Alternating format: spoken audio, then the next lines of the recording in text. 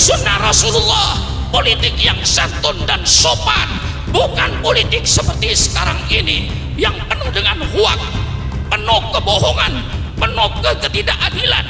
Mari kita bikin politik yang sopan, politik yang santun, kembali politik yang sopan, politiknya Al-Qur'an.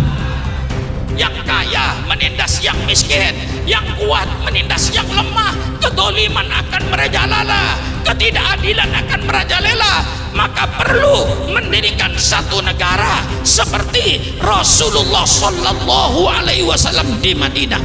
Musuh Islam bukan etnis, musuh Islam bukan agama selain Islam, musuh Islam bukan pemerintah, musuh Islam adalah kedoliman, musuh Islam adalah kemungkaran, musuh Islam adalah ketidakadilan.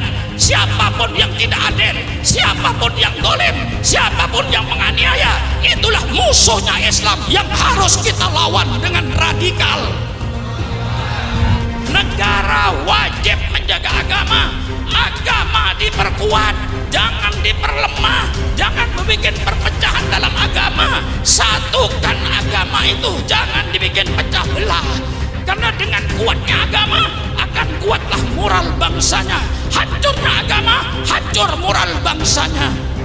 Khalifah pemimpin negara, presiden pemimpin negara, raja pemimpin negara, sultan pemimpin negara, apapun bentuk negara Anda, yang penting perintah Allah laksanakan, larangan Allah jauhi. Itulah perintah Allah, bikin negara.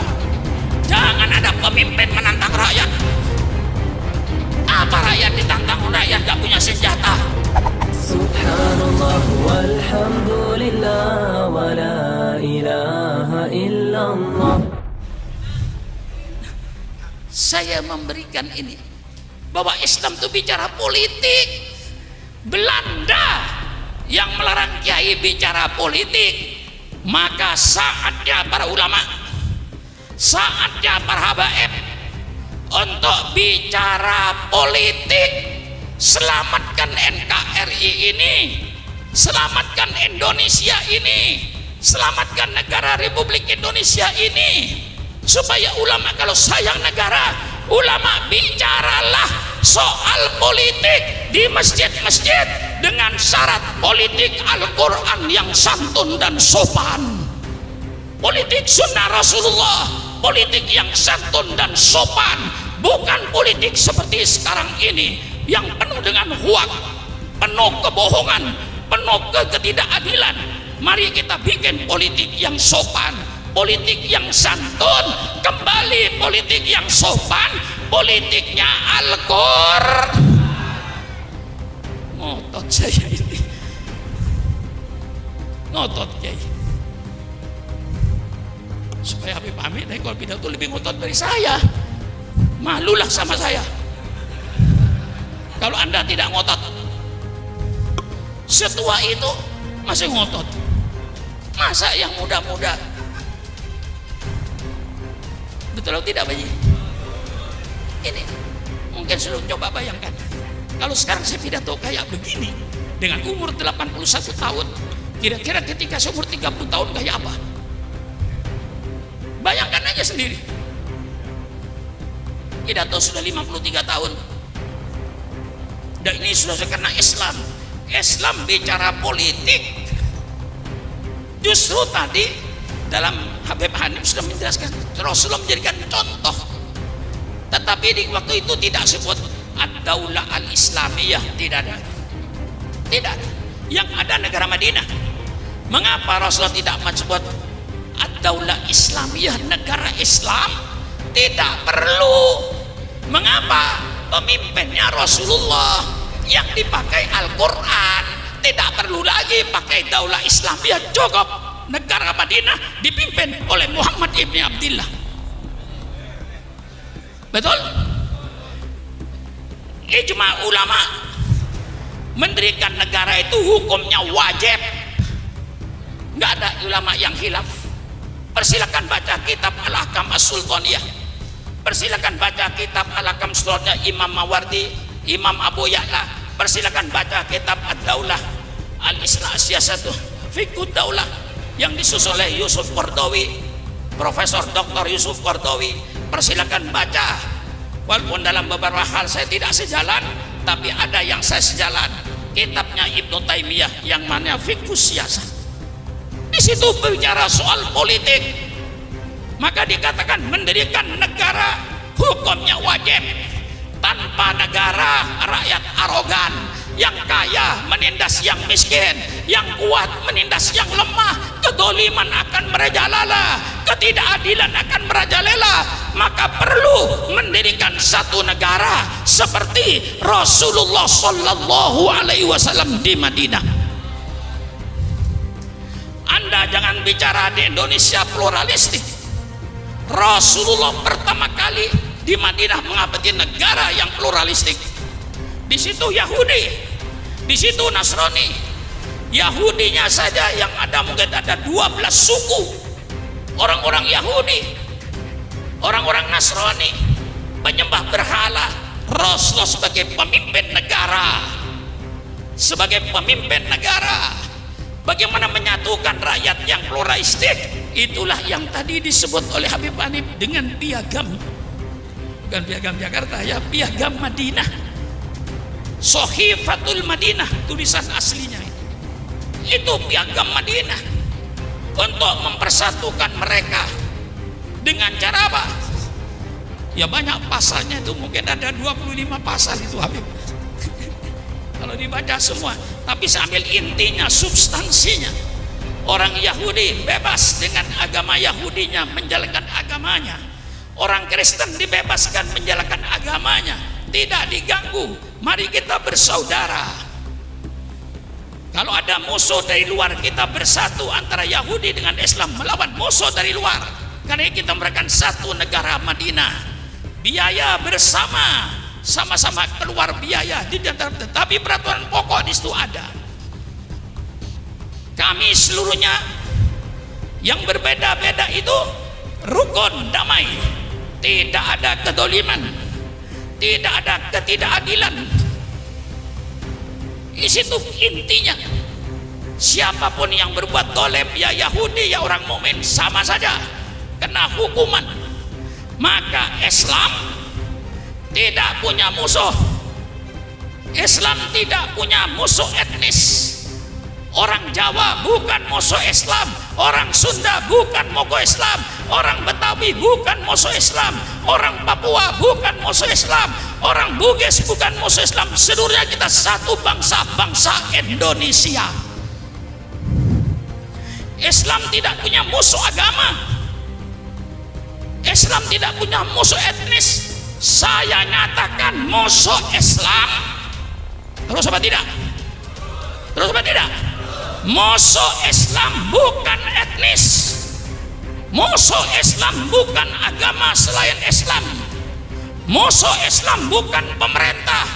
Musuh Islam adalah kedoliman. Musuh Islam adalah kemungkaran. Musuh Islam adalah ketidakadilan. Siapapun yang tidak adil, siapapun yang dolim, siapapun yang menganiaya, itulah musuhnya Islam yang harus kita lawan dengan radikal. Ini saya termasuk radikal. Saya tergantung Habib Hanif ngomong. Siapa yang masuk radikal? Kalau saya berbicara perzinan itu dosa besar, merusak tatanan keluarga, merusak tatanan keturunan. Ini dosa besar yang harus disiksa dan harus dilarang. Lalu pelacur berkata, oh ini Ustaz Surah Makmun, ini Ustaz radikal. Terima kasih. Kalau yang berkata pelacur, saya berkata lagi, minum minuman keras itu larangan agama, merusak otak, merusak pikiran, menjadikan manusia malas. Malah kalau sampai taraf kepada narkoba, daripada saya lihat badannya, lebih saya lihat kuburannya. Orang yang minum narkoba itu, lihat kuburannya saja daripada melihat orangnya. Orang yang tukang dagang narkoba ini kiai radikal. Siapa? Syukran Makmun. Terima kasih. Berarti saya nahi mungkar. Bagaimana Pak Effendi kira-kira? Hah? Bener ya? Kalau pemain judi, main judi itu dilarang oleh agama karena tidak mendatangkan harta, malah menghabiskan harta. Mendidik manusia malas, hanya duduk di meja judi tiap hari. Kalau hartanya habis dia ngerampok, hartanya habis dia nyolong, dan seterusnya dan seterusnya. Maka penjudian adalah perbuatan yang dilarang oleh agama. Penjudi bilang, ini kiai yang radikal. Terima kasih penjudi. Bagaimana kira-kira? Kalau berkata saya radikal, Pak Effendi, saya tak pikir-pikir ini benar nggak saya radikal, salah. Kalau yang berkata radikal orang yang dolem, orang yang pengkhianat negara, dikatakan seorang radikal, terima kasih. Berarti saya manusia yang amar ma'ruf nahi mungkar. Betul apa tidak? Betul apa tidak? Mengapa ijma ulama bikin negara wajib? Karena dua hal menurut Imam Ghazali. Pertama, mengapa negara wajib didirikan? Yang pertama, hifdzuddin, untuk menjaga agama. Negara wajib menjaga agama. Agama diperkuat, jangan diperlemah, jangan membuat perpecahan dalam agama. Satukan agama itu, jangan dibikin pecah belah. Karena dengan kuatnya agama akan kuatlah moral bangsanya. Hancurnya agama, hancur moral bangsanya. Betul? Alhamdulillah kita hidup dalam negara republik berdasarkan Pancasila, ketuhanan yang Maha Esa. Ada kata ketuhanan Maha Esa, maka negara republik wajib menjaga agama Islam, wajib menumbuhkan agama Islam. Jangan sampai umat Islam pecah belah. Kesatuan Islam dijaga oleh pemerintah supaya jangan pecah belah, karena nanti akan menentukan moral bangsanya. Bagaimana? Ngotot juga saya ini, Pak. Sudah. Yang kedua, mengapa kita wajib mendirikan negara? Ijma. Kedua, siasatu dunia, politik dunianya, politik ekonominya diatur oleh negara, industrinya diatur oleh negara, pertaniannya diatur oleh negara, sehingga rakyat subur makmur, keadilannya dijaga oleh negara, sehingga rakyat hidup makmur, rukun, damai, adil. Islam punya konsep. Nah, apa bentuk negara? Ini biar tuntas sekali. Apakah Islam menentukan bentuk negara? Tidak. Rasulullah berkata, "Wa ma kana min amri dunyakum wa ma kana min amri dinikum fa ilayya. Wa ma kana min amri dunyakum fa antum a'lamu bimuri udunyakum." Kalau soal agama, kembalilah kau pada saya, kata Rasulullah. Kalau urusan dunia, barangkali kau lebih tahu daripada saya. Islam tidak ngurusi bentuk negara. Mau republik kayak Indonesia, persilakan. Itu kesepakatan bangsanya. Mau bentuk kerajaan kayak Saudi, persilakan. Kesepakatan bangsanya. Mau bentuk kesultanan kayak Brunei, persilakan. Mau bentuk khilafah, persilakan. Khilafah itu tidak salah. Khilafah itu salah satu sistem bernegara. Salahnya, mengapa dia membuat khilafah kok di Indonesia berdasarkan republik? Tentu melawan bangsa Indonesia. Sama dengan saudara pergi ke Saudi sana, robah kerajaan Saudi menjadi Republik Saudi, insya Allah tengah malam kau hilang. Bukan berarti republik ini salah. Sama saja saudara bikin komplotan. Republik Indonesia mau dirubah kerajaan Indonesia, tentu saudara dilarang. Mau khilafah, mau republik, mau kerajaan, mau kesultanan, urusanmu. Yang penting inti dalam Islam substansinya, apapun bentuk negaramu, yang penting laksanakan perintah Allah, jauhi larangan Allah. Mau republik, mau kerajaan, mau kesultanan, mau khilafah, yang penting perintah Allah laksanakan, larangan Allah jauhilah. Itulah intinya, substansinya kita bernegara, menjalankan perintah Allah, menjauhi larangan Allah. Jelas? Jelas. Kita milih republik ya persilakan. Yang penting dalam republik ini perintah Allah jalankan, larangan Allah jauhi. Yang namanya khalifah, yang namanya presiden, yang namanya raja, yang namanya sultan, itu sekedar nama. Semuanya adalah pemimpin negara. Khalifah pemimpin negara, presiden pemimpin negara, raja pemimpin negara, sultan pemimpin negara.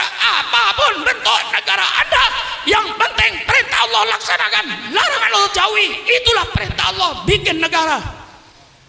Bagaimana? Hah? Betul. Untuk menuju, saya kan warga negara kan ya. Hah? Syukran namun orang Indonesia bangsa asing. Hah? Syukran Makmun selaku warga negara Republik Indonesia ingin menyumbangkan pikiran terbaiknya untuk Indonesia. Boleh apa tidak? Boleh apa tidak? Saya ulang sekali lagi, Syukran Makmun sebagai warga negara Republik Indonesia, saya ingin menyumbangkan pikiran terbaik saya untuk negara saya, untuk bangsa saya, untuk menyelamatkan negara saya. Boleh apa tidak? Kalau boleh saya sumbang. Tegas saja. Inilah sumbangan saya kepada pemerintah saya yang saya cintai. Kalau ingin mewujudkan baldatun thayyibatun wa rabbun ghafur, ada 4 pilar dalam bernegara. Wah, serem ngajinya hari ini. Serem ngajinya ya. Ya Pak Effendi. Ada 4 pilar untuk menuju baldatun thayyibatun wa rabbun ghafur. Yang pertama, saya baca dalam tata cara yang tadi disebut oleh Habib Hanif dalam bukunya pemerintahan Umar ibni Abdul Aziz. Itu pemerintahan yang terbaik setelah Khulafaur Rasyidin. Maka sebagian mereka menyebut bahwa Umar ibn Abdul Aziz ini adalah khalifah yang kelima. Dari bagusnya kepemimpinan beliau, dalam buku beliau yang saya baca, untuk menuju baldatun thayyibatun wa rabbun ghafur ada 4 pilar. Pilar yang pertama, musyawarah. Itu apapun negara saudara, mau negara khilafah, mau negara republik, mau negara kerajaan, mau negara kesultanan, yang penting pertama kali musyawarah. Jangan mengeluarkan kebijaksanaan pribadi. Kebijaksanaan pemerintah itu sudah kumpul kabinet kerja, bermusyawarah. Hasil musyawarah itu berikan kepada rakyat, bukan kebijaksanaan pribadi menteri. Kalau pribadi menteri bikin kebijaksanaan sendiri, hancur negara ini. Maka inti bernegara itu musyawarah. Ini Islam. Fabima rahmatin minallahi lintalahum walau kunta faddan walidan qalbi lam faddu min haulik fa'fu anhum wastaghfir lahum wasyawirhum fil amri fa idza azamta fatawakkal 'ala Allah. Ini prinsip politik dalam Islam. Seorang pemimpin harus lemah lembut dengan rakyatnya. Jangan ada pemimpin menantang rakyat. Apa rakyat ditantang rakyat gak punya senjata? Betul apa tidak?